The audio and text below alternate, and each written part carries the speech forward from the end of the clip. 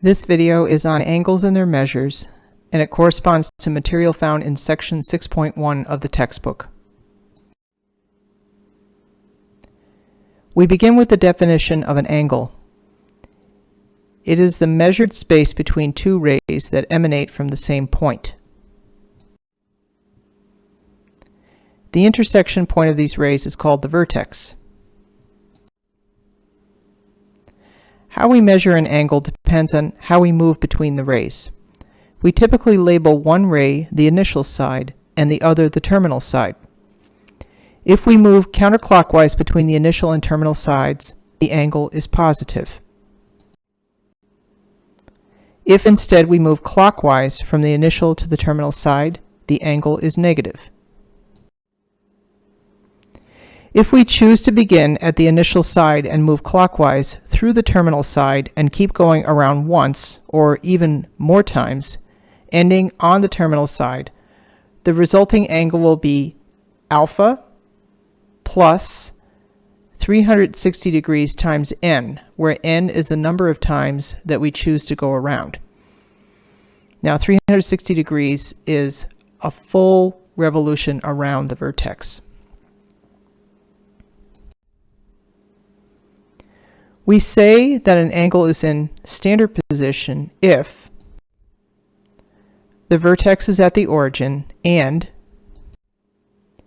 the initial side coincides with the positive x-axis.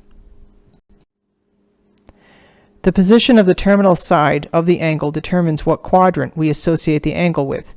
Here, theta, the angle, is in the second quadrant. Its terminal side is in the second quadrant, so we call it a second quadrant angle. When we measure angles, we may use degrees or radians. Let's talk about radians. We begin by considering the central angle, which we will call theta. The central angle is defined to be a positive angle whose vertex is at the center of a circle. An example of a central angle is shown in the figure.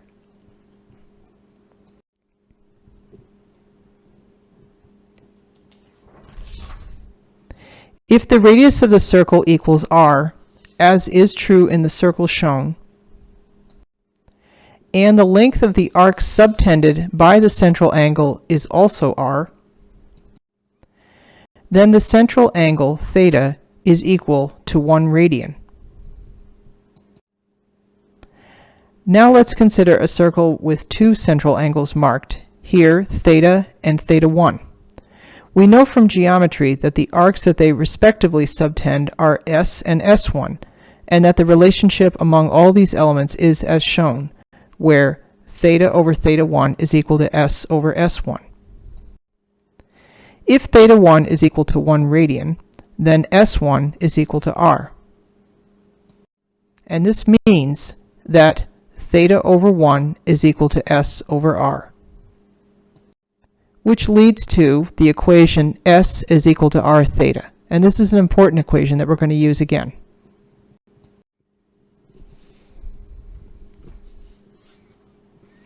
We can use this result to help us relate radians to degrees. Let's say that we have a circle of radius r, and that the central angle theta is a full revolution, or 360 degrees.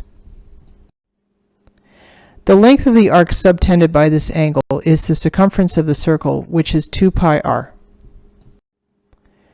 Recalling the result that we obtained earlier, that is, S is equal to r theta, we substitute in 2 pi r for S, and then we find that theta is equal to 2 pi. So we know that 1 revolution is equal to 2 pi radians. And this also equals 360 degrees.